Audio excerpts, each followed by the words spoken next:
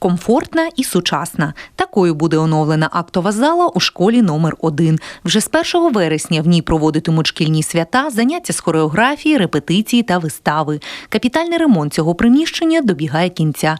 Тут замінили стелю, вікна, підлогу, зробили нове освітлення, пофарбували стіни та облаштували сцену.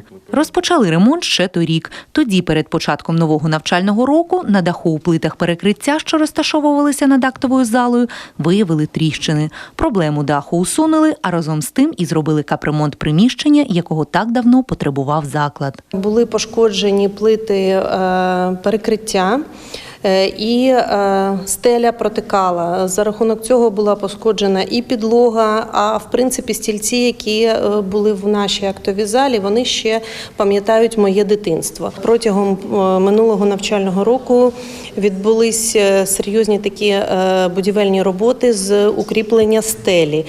Плити були укріплені, але ж знову ж таки постраждало і стіни, і стеля. За рахунок цього були зроблені тепер такі ремонтні роботи. Загальна кошторисна вартість, яка передбачена на капремонт частини приміщень нового корпусу першої школи, а це не лише актова зала, а й музей і їдальня – 4 мільйони 583 тисячі гривень. Кошти, які є сьогодні в міському бюджеті, їх вистачає тільки на цей рік частково. 2 мільйони 83 тисячі – те, що в нас є. На ці кошти нам вистачить відремонтувати, і ми вже відремонтувати те, що ви бачите зараз, актову залу, приміщення і музей, який знаходиться тут поруч. А на наступний рік вже перейде тоді те, що ми не встигли виконати в цьому році. Це повністю капітальний ремонт харчоблоку, який знаходиться на першому поверсі. Зустріне новий навчальний рік перша школа із новими санвузлами. В рамках міської програми поліпшення санітарно-гігієнічних умов цьогоріч оновили 4 вбиральні у старому корпусі.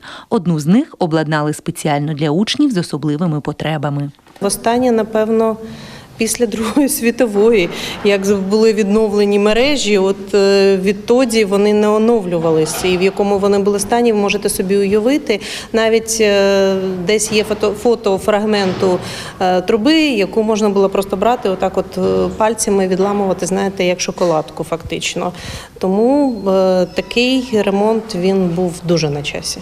Під час ремонту санвузлів замінили комунікації, які були прокладені ще у 1936 році. Додатково в проєкт довелося включити і капремонт підлоги на першому поверсі. Труба холодної води йде через весь перший поверх, і вона зашита глибоко під підлогою першого поверху. Тому, звичайно, довелося знімати абсолютно повністю підлогу першого поверху, весь коридор. Крім відремонтованих приміщень, навчальний рік школярі першої школи зустрінуть із новими меблями, які для закладу придбало управління освіти.